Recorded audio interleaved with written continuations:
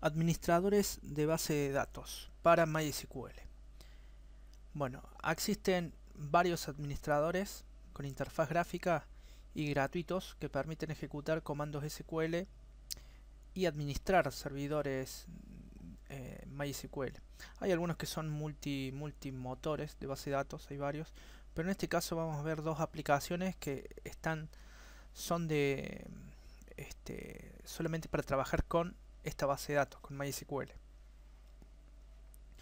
Bueno, las funciones típicas que nos permitirán realizar básicamente va a ser todo lo que hacemos por consola: creación y borrado de base de datos, de tablas, modificaciones altas, bajas, selección de registros y funciones de importación, exportación de datos, manejo de usuarios del servidor MySQL, chequeo, reparación y optimización de la base de datos.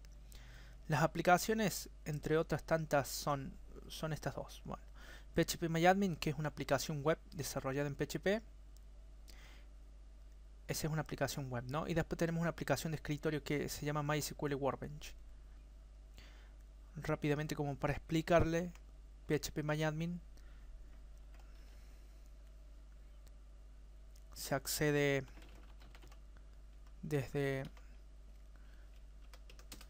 el servidor, acá en la pantalla de web server, ¿no? Si usan web server o alguno similar, algún paquete similar, tienen acá un acceso directo para ir al PHPMyAdmin. Si no, la URL por defecto más o menos parecida es generalmente de este tipo. Acá les piden, bueno, fíjense en que les va a pedir el usuario y la contraseña. Por lo tanto, bueno, el usuario en una instalación limpia de MySQL es root, es como el usuario Dios, y la contraseña por defecto es vacío, así que le damos a continuar con esos datos. Entonces acá del costado izquierdo va a aparecer todas las bases de datos existentes. Acá tenemos la base de datos prueba, por ejemplo, que ahí pueden expander, ¿no? Hacer clic y acá se muestra, bueno, vuelvo a la casita, acá tienen accesos directos para ir a la página de inicio. En la página de inicio, si quieren crear una base de datos nueva, tienen la opción como para ir por acá. En este caso voy a eliminar esta base de datos prueba.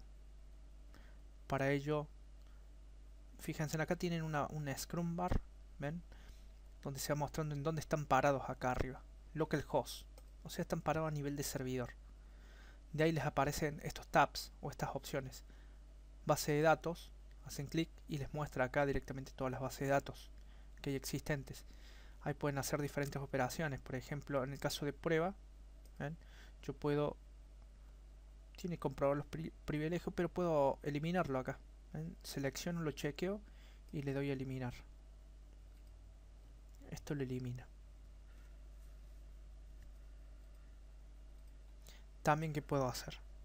Puedo ver, tengo un tab SQL para ejecutar consultas. Por ejemplo, hago un show database, lo que hacía en la consola. Básicamente muestra, ven, el resultado de lo que devuelve todas las bases de datos. Acá puedo ejecutar cualquier tipo de consulta.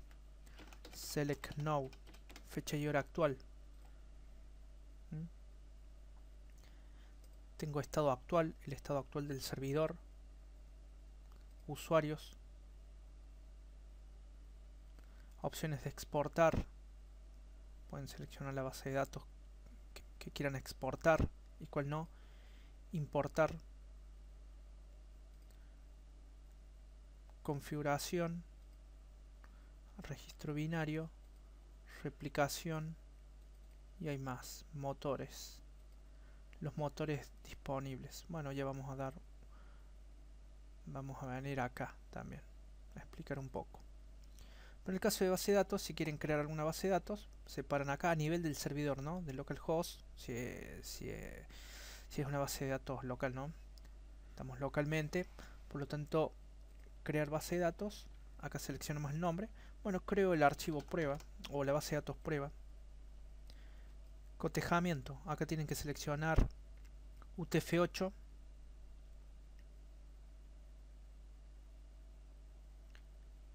UTF-8 General CI, esta sería como la opción más compatible con dentro del UTF-8. Le dan a crear y listo. Ahí va a aparecer, bueno, a ver acá si no aparece hay que refrescar. Bueno, ahí estaba, prueba. La pueden seleccionar por el costado acá a izquierdo o haciendo clic también acá.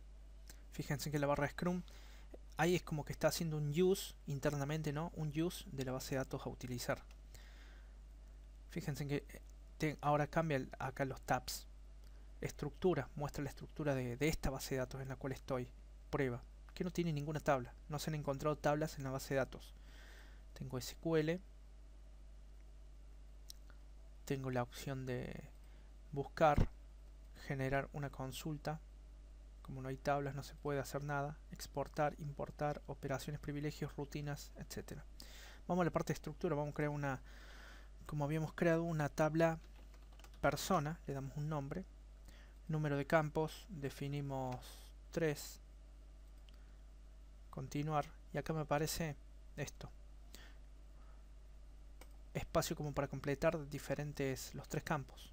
Cada fila, el primer campo sería ID persona, tipo, acá establecemos todos los tipos de datos que hay en MySQL.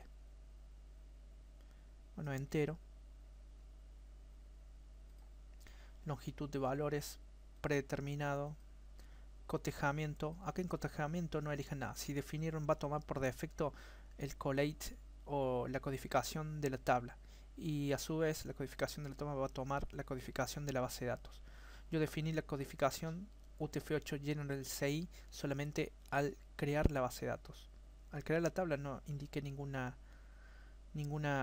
codificación, por lo que toma por defecto la de la base de datos. Y en este caso, al crear cada columna, esto hay que dejarlo vacío para que tome por defecto la codificación de la base de datos o de la tabla.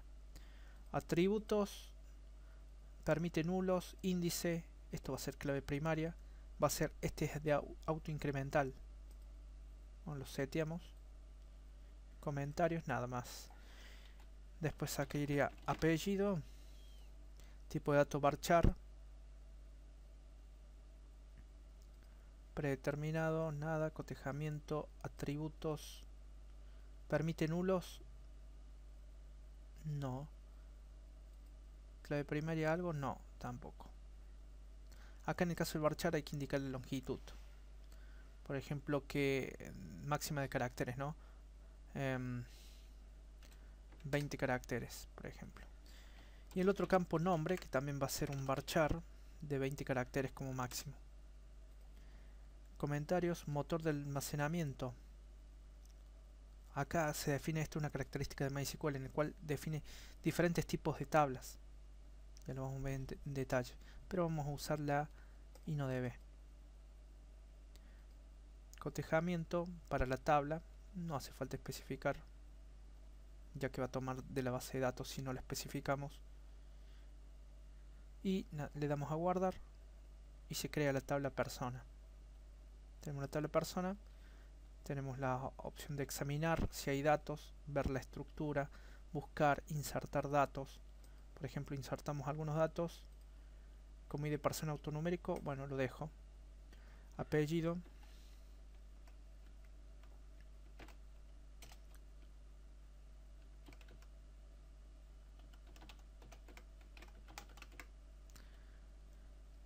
Vamos con la otra.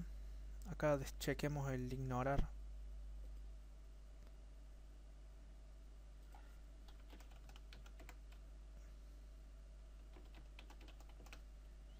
Y acá le damos a continuar. Y me va a insertar 2 registros. Vemos, le damos a examinar acá. Estamos parados sobre la tabla persona, fíjense en acá la barra, ¿no? Entonces darle a examinar este muestra, bueno, los registros. Y acá podemos eliminar, editar, copiar. Tenemos varias opciones como para operar sobre los registros. Bueno, sigamos. La otra opción, eso es el PHPMyAdmin básicamente. Después tenemos el otro, que es MySQL Workbench. que es una aplicación de escritorio. Es la continuación del proyecto DB Designer 4. Existe una versión GPL Community Edition y otra comercial Standard Edition. Requisitos mínimos, bueno, como sistema operativo Windows XP Service Pack 3 más el redistribuible package del framework 4, o sea el runtime como para ejecutar, ya que en Windows está compilado como una aplicación del framework, más el Visual C++ 2008 redistribuible package. Es como requisitos mínimos, ¿no? Como para que se pueda instalar y funcione en un ambiente de Windows. También hay una versión para Linux. Ahí vamos a ver. Esto es un proyecto oficial que está en la página MySQL, ¿no? Entonces lo podemos buscar en la página de MySQL, que es, a ver, acá en la sección Downloads.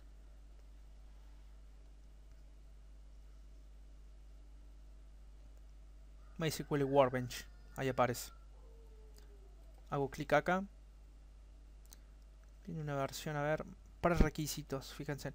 MySQL Workbench proporciona a los DBAs y developers unas herramientas de entorno integradas para el diseño de base de datos y modelado, el desarrollo en SQL, reemplazando antes estaba dividido como en tres partes. MySQL Query Browser, que era uno.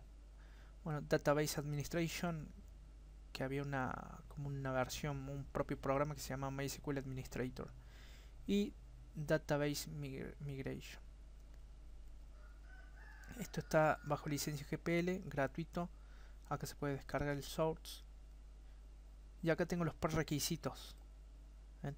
Para ser capaz de instalar y correr MySQL Workbench 5.2, tu sistema necesita tener librerías listadas, las librerías listadas abajo instaladas, que son el Framework 4 Client Profile y Microsoft Visual C++ 2010 Redistribuible Package. Bueno, ahí con la versión 2010 del redistribuible del framework o del C++, ¿no? Y acá tienen la sección como para bajar la plataforma, eligen. Hay una versión para Ubuntu Linux, para Fedora, Red Hat, Mac OS X, Source Code. Entonces ahí eligen. Tienen un instalador, en el caso de Windows tiene un instalador MSI y otro un zip. El instalador, bueno, te crea todo un acceso directo en archivos de programa, etcétera. El zip es como una versión portable. Lo descomprimís, hay un archivo, lo ejecutas y listo. Esas serían las opciones como para instalar el MySQL Workbench. Y para verlo un poco, acá tengo el acceso directo al Workbench. Tengo, a ver cuál es actualmente la última versión. Actualmente es 6.1.4. Yo creo que tengo en esta. Yo bajé la versión portable y creé un acceso directo al escritorio nada más. Bueno, la versión portable tengo la 5.2.38. Bueno, voy a tener que cambiar después. Bueno, pero ahí se compone, fíjense, como de tres partes: el desarrollo de SQL, SQL Development, modelado de datos y administración del servidor.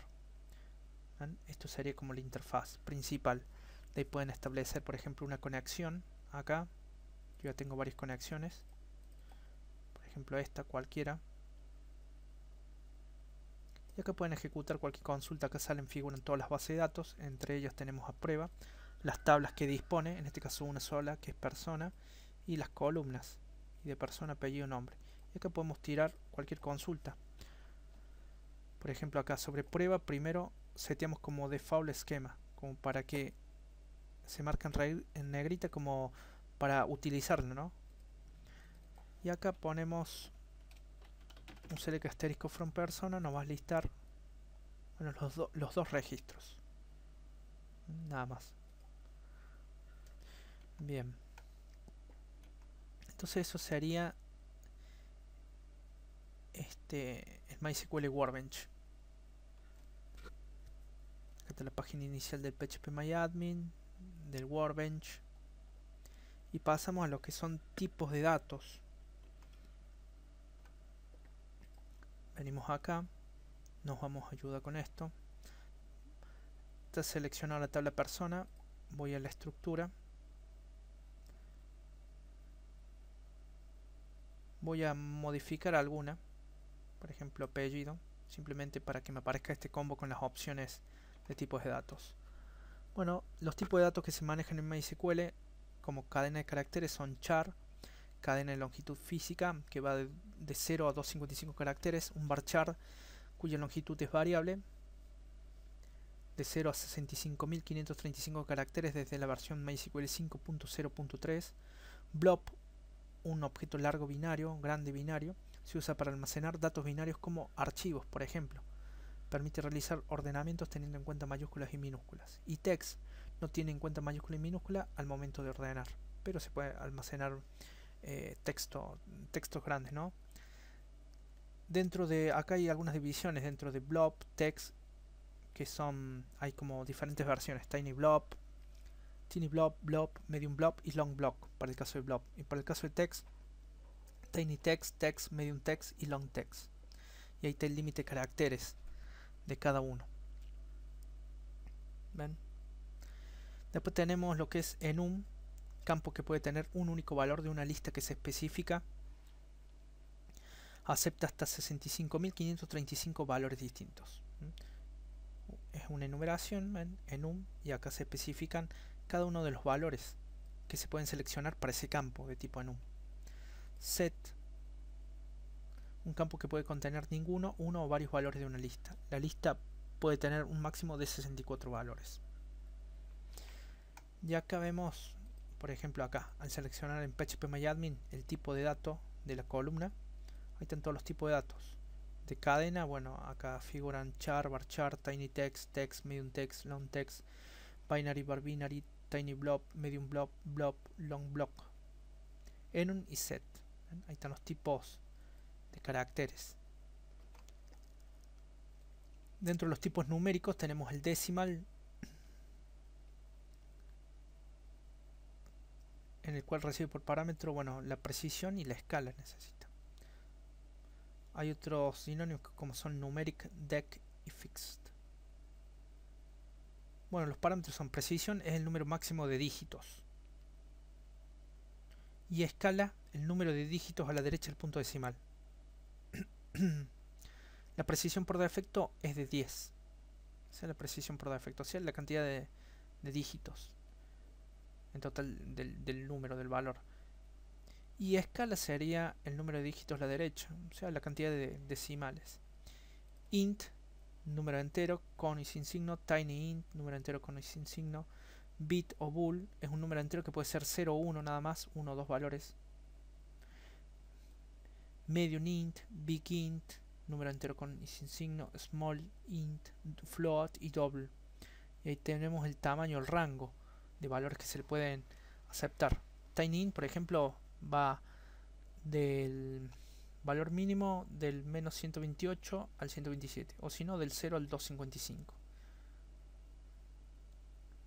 Tenemos el small int, ¿ven? Un poco más, el medium int y el int y el big int. Hay tantos los rangos de valores mínimos y máximos permitidos para cada uno de los tipos de datos, y eso los vemos acá. Dentro de los tipos numéricos, ahí está el tiny int, small int, medium int, big int, decimal. Los más usados, bueno, el int, el bit, que almacena un 0 y 1, que es lo mismo que el boolean. El boolean es como un alias del bit, porque el boolean está pensado para futuras versiones que guarde true false. Bueno, en este caso está guardando un 0. Serial, que básicamente es eso. Serial, real, double, float y decimal. Double, decimal o decimal se puede usar para todo lo que es monedas, ¿no? Valores en precios, según la precisión que necesitemos. Decimal, float, double, real. El más preciso es decimal. Bueno, esos serían los tipos de datos numéricos. Entonces, generalmente a los ID, bueno, se usa el tipo entero para indicar las claves primarias de cada tabla, el tipo int. Después los tipos de fecha y hora, tenemos datetime, que guarda fecha y hora. Ahí está el rango soportado.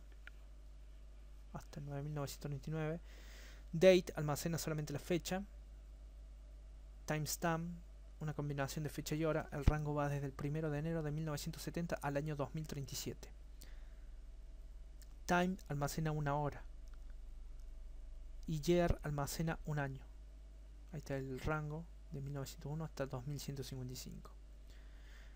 Y hay tan diferentes longitudes que se le puede pasar al timestamp, al formato timestamp. Por ejemplo acá, fecha y hora, date, time, timestamp, time y year.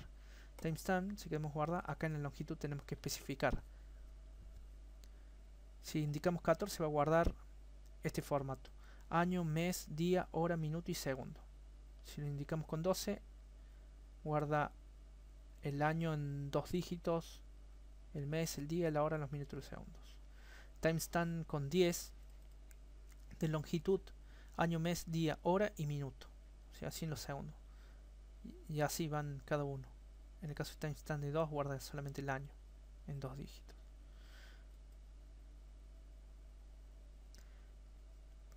Y acá estaban, bueno, listo. Esos eran los tipos de datos, ¿no?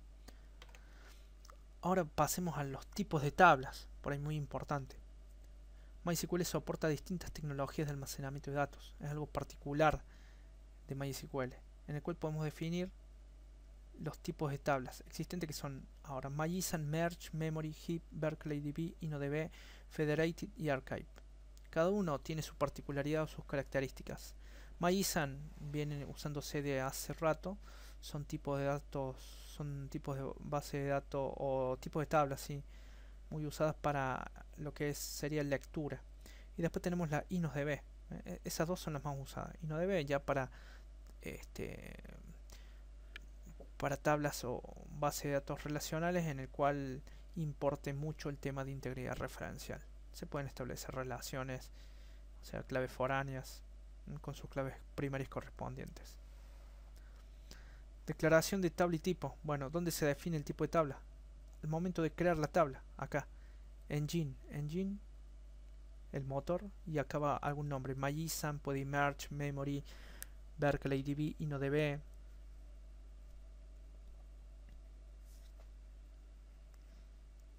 Y vamos por las más dos usadas. MyISAN. Los datos se almacenan físicamente en dos archivos. Uno con extensión MYI, que quiere decir MyISAN Index. Ahí se almacena en ese archivo todo lo que es índices. Y en el MyISAN o en el MYD de extensión MyISAN Data se almacenan los datos en sí. Las características de las tablas de ese tipo MyISAN, bueno, son que se puede copiar tablas de una máquina a otra de distinta plataforma. O sea que vamos a ver si tenemos acceso a una...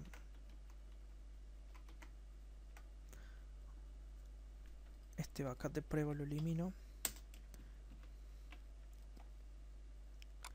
En MySQL, dentro de la carpeta MySQL hay una carpeta data donde están almacenadas todas las bases de datos físicamente. Entonces, por ejemplo, si accedemos a una base de datos MySQL que usa por defecto los tipos de tablas MyISAN, vamos a ver, creo que es este. Sí, es este. Hay algunas, ¿no? Ahí están los archivos de datos.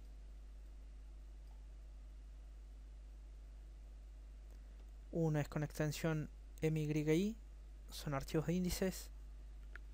Y otros con extensión acá, por ejemplo este MYD, donde se almacenan los datos en sí.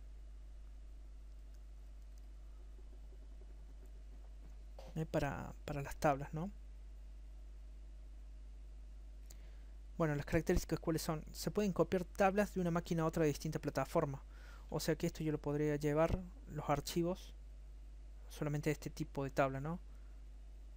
Este, por ejemplo, lo podría copiar y llevarlo a otra máquina con otro sistema operativo diferente instalado al MySQL. Copio, pego y anda, funcionaría. Tendría que funcionar a otro servidor, en otra máquina remota. Soportan archivos de gran tamaño, optimizadas para sistemas operativos de 64 bits, Posibilidad de indexar campos blob y text. Se permiten valores null en columnas indexadas. ¿Está bien? Inserts concurrentes. Se pueden insertar varios registros al mismo tiempo. Mayor velocidad a la hora de recuperar datos. Recomendable para aplicaciones en las que dominan los select ante los insert o update. Bueno, este tipo de tablas se caracteriza por ser muy rápidas en cuanto a la obtención de datos, o sea, consultas de tipo select. Para el caso de insert y update es un poco menos rápido, ¿no? Entonces se recomienda usar este tipo de tablas si es que no vamos a usar por ahí integridad referencial, no vamos a hacer mucho insert o update. Bueno, utilizar este tipo de tablas MyJSON, que son de acceso muy rápido para el caso de lectura, ¿no?, de datos. Después tenemos las otras más usadas también, que son las InnoDB. Ahora, estas tablas ya son más complejas, son tablas TST, tablas para transacciones seguras, son transaccionales, son menos rápidas y ocupan más memoria por todas las restricciones o todos los controles que tiene que verificar, pero ofrecen mayor seguridad frente a fallos durante la consulta. Por ejemplo, proveen la posibilidad de transacciones seguras, ACID, atomicidad, consistencia, separación y durabilidad. Los conceptos atomicidad quiere decir que las consultas son tratadas como una sola, de tal forma que solo se ejecutan cuando todas tienen éxito. En caso de que alguna falle, no se ejecuta ninguna. Consistencia. Solo datos válidos pueden ser escritos en la base de datos. Separación. Las transacciones que tengan lugar simultáneamente deben ejecutarse aisladas unas de otras hasta que finalizan. Y durabilidad. Cuando una transacción se completa exitosamente, los cambios son permanentes y no se puede volver atrás. Esos son los principios del término ACID. Como características de InnoDB es que soporta operaciones commit y rollback. O sea, podemos hacer usar transacciones. Estas instrucciones son usadas en transacciones. Beneficio propio de ser TST. Recuperación ante fallos. Soporta foreign key, claves foráneas. Primera vez que se da esto en MySQL. Bueno, apareció este tipo apareció creo en la versión 4.0 de MySQL. Antes de eso no habían tablas transaccionales como esta. Recuperación de fallo, bueno, bloqueo a nivel de registro, permite realizar copias de seguridad mientras la base está funcionando, podemos crear backups, gran eficacia en el procesamiento de grandes volúmenes de información, no permite crear claves sobre columnas de tipo blob o text. Una tabla no puede tener más de 1000 columnas. Al borrar todas las filas de una tabla se las borra una por una, lo que produce problemas relacionados a la velocidad. ¿Por qué una por una? Bueno, porque justamente por el tema de integridad referencial. Tiene que ir verificando que no se esté eliminando un registro que esté siendo referenciado en otro lado, o sea, siendo usado. Fueron agregadas en la versión AITA 4.0 de MySQL. Ahora surge la pregunta, ¿en qué casos usar cada una? La respuesta depende de lo que se tenga que hacer. Las tablas que normalmente se usan hoy en día son las MyJSON y las InnoDB. Esas únicas dos que expliqué. Y las InnoDB se utilizan por la posibilidad de crear relaciones entre tablas, fundamental en el modelo relacional, y ofrecer mayores prestaciones respecto de la seguridad, además de las transacciones. Ahí está la página InnoDB con respecto a esta tecnología o a este tipo de tablas. Las tablas MyJSON las usaremos en aplicaciones en las que predominen las consultas select.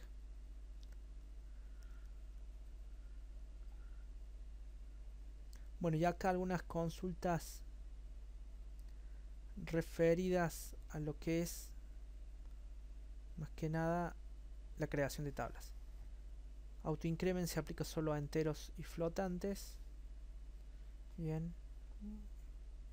Solo puede haber una columna autoincrement por tabla, que debe ser indexado y no debe tener un valor por defecto. Hay una instrucción en SQL que se llama lastInsertID, que devuelve el último ID autogenerado o de una columna autoincremental. Default no aplica tipos block o text. Por defecto, si no se especifica, las columnas permiten valores null. Y se recomienda crear las relaciones luego de tener todas las tablas creadas.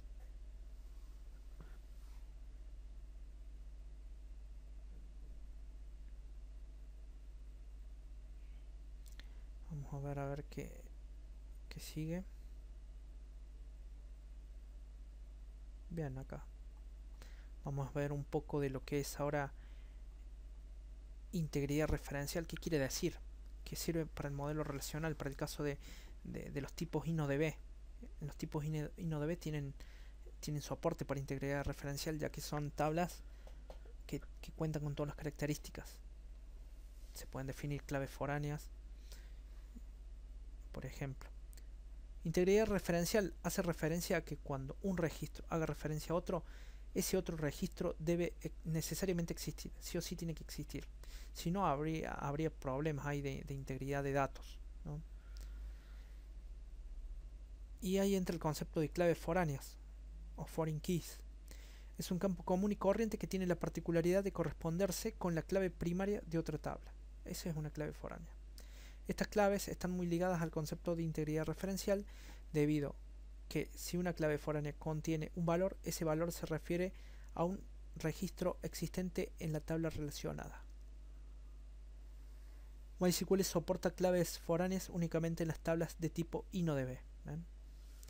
Y acá, por ejemplo, hay un ejemplo entre la tabla nacionalidad y la tabla autor. La tabla nacionalidad tiene como campos ID nacionalidad, descripción y nada más, dos campos. Y la tabla autor tiene ID autor, que es su clave primaria, nombre, ID nacionalidad. ¿Ven?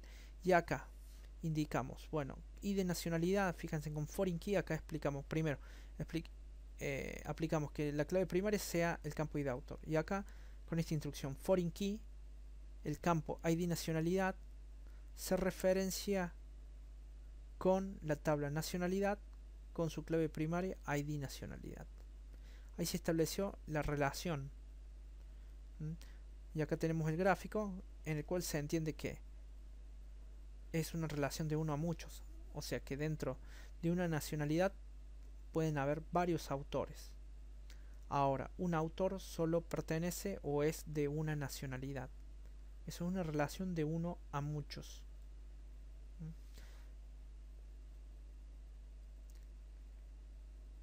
Si no se agregó la definición de claves foráneas al crear la tabla, como acá, se puede agregarlo luego y es lo que más se recomienda. ¿Por qué? Por el orden de las tablas creadas, simplemente por eso. Esta es la forma más recomendable. Modificar la tabla, hacer un alter table, indicar qué tabla, autor, add, constraint, acá el nombre, fíjense que eso es opcional. Si no lo indicamos, automáticamente se crea.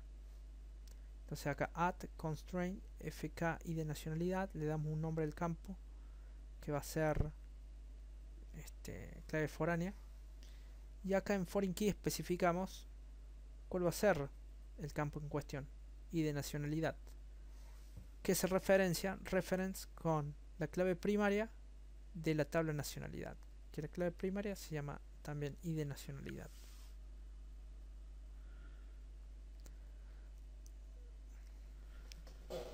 Y podemos crear esas tablas como para tenerlas.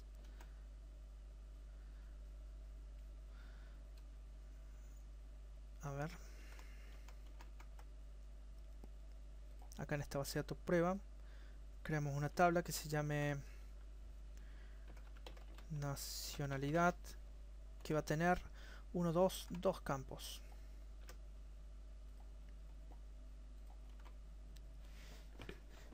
Y solamente tenemos ID nacionalidad y descripción, ¿no? ID nacionalidad, descripción. Varchar de 50.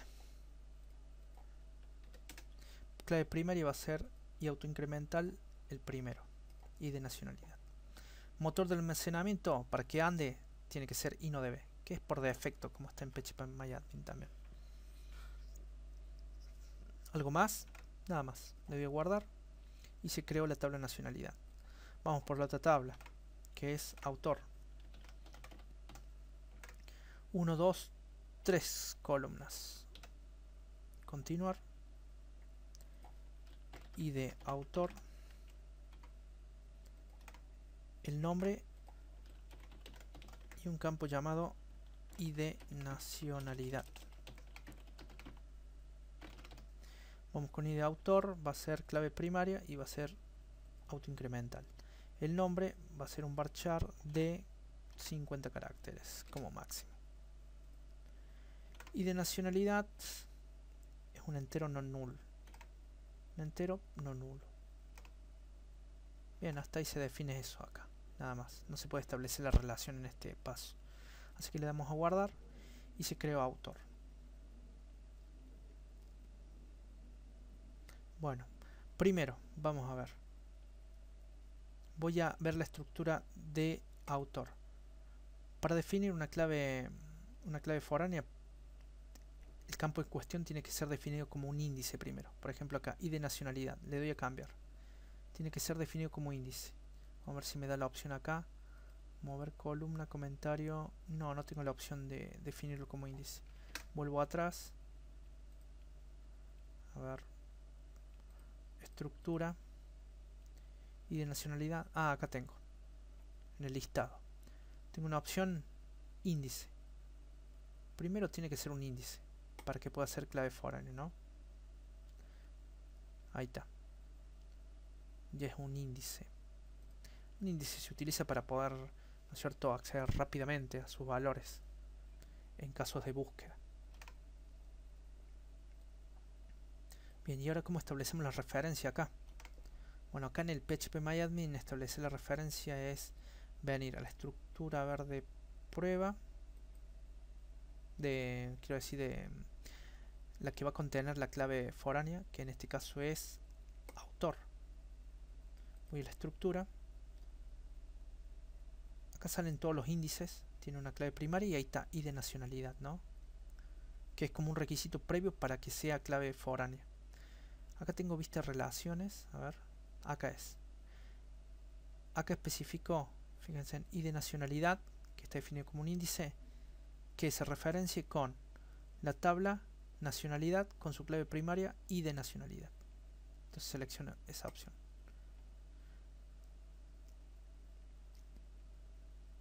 Y estas opciones que aparecen ahora son con respecto a qué pasa cuando quiero eliminar un registro. Pero esto lo dejo por defecto así. Acá se le puede poner un nombre a la constraint o restricción. Y acá en el caso de onDelete o onUpdate, el modo, como quieres que se comporte. Lo dejo por defecto así. Le voy a guardar y ahí se creó la clave foránea, que todo lo hace por SQL internamente. Fíjense, hace un alter table, autor, add foreign key, agrega una clave foránea y de nacionalidad. Ven, básicamente es esta misma consulta, alter table, add, ¿ven? Se le puede definir la constraint, pero como no lo define, bueno, crea alguna al vuelo. Y nacional, que se referencia con el campo ID nacionalidad, que es clave primaria de la tabla nacionalidad. Y acá está las situaciones onDelete restrict, onUpdate restrict, que ahí las paso a explicar. Pero ya está creada. Voy a la estructura de autor, veo a ver los índices. Bueno, ahí están, siguen estando los dos índices, por lo tanto está bien.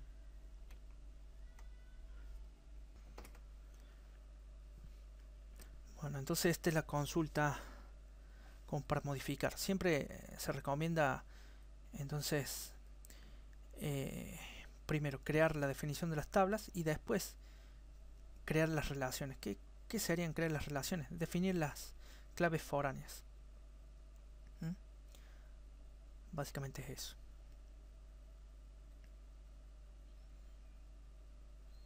Ahora viene este paso. ¿Qué ocurre cuando se borra algún registro que tiene a su vez registros asociados? ¿Qué pasa cuando yo quiero eliminar, por ejemplo, una nacionalidad que está siendo referenciado por un autor? O sea, hay un autor que, por ejemplo, es de Suecia y quiero eliminar la nacionalidad de Suecia. ¿Qué pasa? Bueno, por defecto no te tiene que dejar. Ahí está actuando la integridad referencial.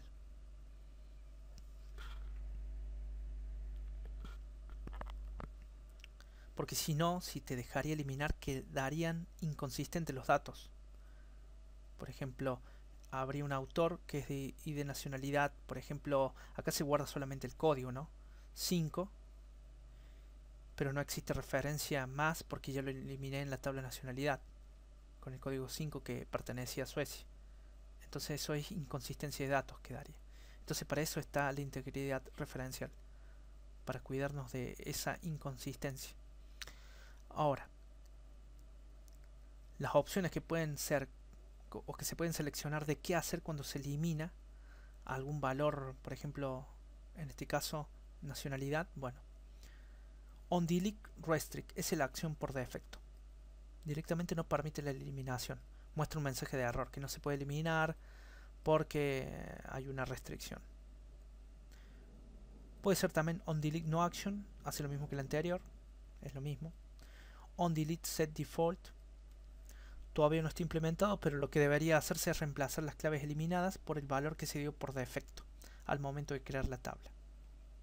Bueno, había una propiedad default, valor por defecto para el campo, en el caso de que no se indique algún valor en el momento de inserción. Bueno, esa es una opción, pero no está implementada. Hasta por lo que sé todavía no está implementada. onDelete cascade elimina también las filas de la tabla hija. O sea, eliminar en cascada. O sea, eso es lo que va a hacer, si vemos en este diagrama, al eliminar una nacionalidad, va a eliminar también todos los registros de la tabla autor, cuya nacionalidad estoy eliminando. Que en este caso sería catastrófico. En este caso, en este sistema de autores y nacionalidad, por ejemplo. En otros casos sí, puede ser útil. Pero en este no. onDelete set null pone a null los campos de la tabla hija que perdieron a su padre. onDelete set null, o sea que al eliminar una nacionalidad, bueno, en la tabla autor va a cambiar el campo ID de nacionalidad con null a todos los autores que estaban usando, bueno, la nacionalidad que eliminamos. Básicamente eso. Entonces, para implementar alguna de estas opciones, hacemos esto. En el momento de alter table, de modificar para agregar la constraint, o para agregar la foreign key, ¿no? Reference, fíjense, acá, al último, onDelete cascade, ahí se indica. Por ejemplo, en este caso, que se borre en cascada. Y ahí podría ser onDelete no action, onDelete set default, onDelete set null, onDelete restrict, que es la opción por defecto si es que no lo especificamos. Es onDelete restrict. Y en cuanto a actualizar, también, en el caso de modificar, ¿qué pasa? Tenemos 4 opciones que están disponibles a partir de la versión 4.08 y tienen la misma funcionalidad que el onDelete. Nada más que cambia el update. onUpdate restrict, onUpdate no action, onUpdate cascade, onUpdate set null. Hay que tener atención al orden en que se les escribe. Primero es onDelete y después onUpdate. ¿Ven? Acá. Primero va onDelete y después onUpdate. Y el modo. Acá se elimina y se actualiza en cascada en este caso. Ahora acá, ¿qué pasaría? Si modificamos ¿qué? Si modificamos la clave primaria de nacionalidad, cosa que no se puede realizar, porque es clave primaria, no podemos hacer una modificación en ese caso, por lo tanto no se podría hacer. Lo que sí se podría cambiar, se cambia el texto pero no el ID, así que creo que en este caso no serviría.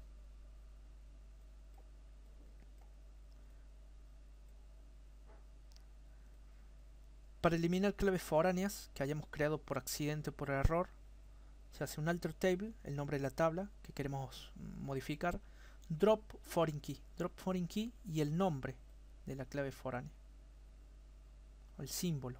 Bueno, ese nombre es sacado de acá al definir la constraint.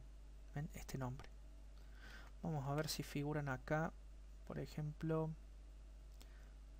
planteamiento índices.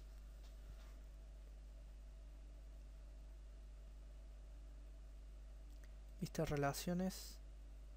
Ahí está, acá está. De ahí sacamos el nombre. Este es como el nombre de la restricción, o sea, de la claro, de la restricción o de la constraint. ¿Ven? Que se creó automáticamente. Autor IBFK1. Bueno, con ese nombre podríamos eliminarlo. Y ahí están las opciones. On delete, ven, restrict. Podemos cambiar la cascada, set null o no action. Al igual que el on update. Ahí están las opciones. Y acá los índices establecidos.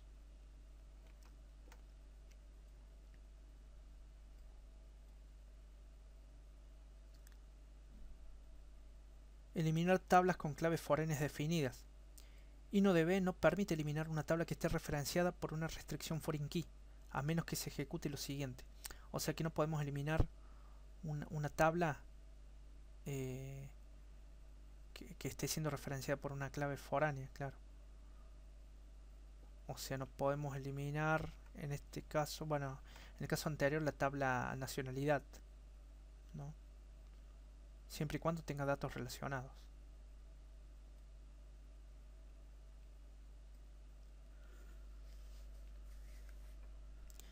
Pero para hacerlo podemos usar esta instrucción, set foreign key checks 0. O sea, con esto deshabilitamos el chequeo de claves foráneas. Y después eliminamos todas las tablas en el orden que queramos. No va a haber errores que no se puede eliminar porque hay referencias en otro lugar. Y a ver, podemos probar esto. A ver. Tenemos la tabla nacionalidad. Bueno, no hay registros acá. Así que vamos a ver si lo elimino. Nacionalidad. ¿Me va a dejar eliminar? No, fíjense. No se puede eliminar o actualizar un row, una fila padre, un foreign key constraint falla. Bueno, es porque hay una tabla, hay que eliminar primero la tabla en orden, la tabla persona, porque la tabla persona, la tabla persona, a ver, no, la tabla persona no, la tabla autor, esta. La tabla autor tiene... Bien.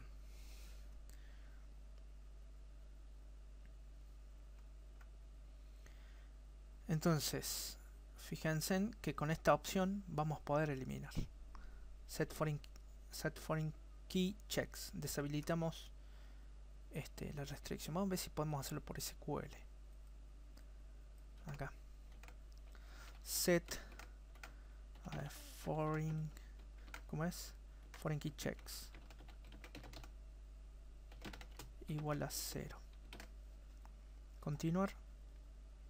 Listo. Ahora venimos a estructura o a prueba, quiero decir. Seleccionamos o queremos eliminar que lo que era nacionalidad, sí. Ok. No me deja. Es como que hay que hacerlo todo en lo mismo, ¿no? Acá en el mismo SQL. O sea, tenemos que hacer un drop table nacionalidad. Drop table nacionalidad. No nos va a dejar. ¿Ven? Entonces hay que hacer, me refiero a todo acá. Acá hay que hacer hay que establecer esto. Set foreign key checks igual a 0. Bueno, lo hacemos. Set foreign key checks igual a 0. Después podemos hacer, bueno, también el otro, el drop table, o lo dejamos así. Sí, así estaría bien. Después acá lo habilita, ¿ven? Pero lo dejamos así. Le damos a continuar. Y ahí está. Lo elimino. Bueno, vamos a ver prueba. La base de datos. Y no está más. Bueno, por esta opción, ¿no? Set foreign key checks. Al eliminar tablas que tengan claves foráneas definidas, hay que respetar un orden de eliminación. Cuando se elimina una tabla, las restricciones que fueron definidas también son eliminadas. Para facilitar la recarga de archivos de volcado de tablas que tengan relaciones de claves foráneas, MySQL DOM incluye automáticamente una sentencia en la salida del comando para establecer foreign key checks a 0. Bien, esto evita problemas con tablas que tengan que ser creadas en un orden particular cuando se recarga el archivo de volcado. También es posible establecer el valor de esta variable manualmente. Bueno, ese para el caso de usar con el DOM, o en el caso de importación, ¿no? Para que no haya problemas con el orden de las tablas a insertar. ¿Ven? Esto permite importar las tablas en cualquier orden si el archivo de volcado contiene tablas que no están ordenadas según lo requieran sus claves foráneas. También acelera la operación de importación. Establecer foreign key checks a 0 también puede ser útil para ignorar restricciones de claves foráneas durante operaciones load data y alter table. Bien, muy utilizado. Entonces, esta opción, ¿no? Para todo lo que es eliminado de tablas que tienen relaciones, y también para importación de datos.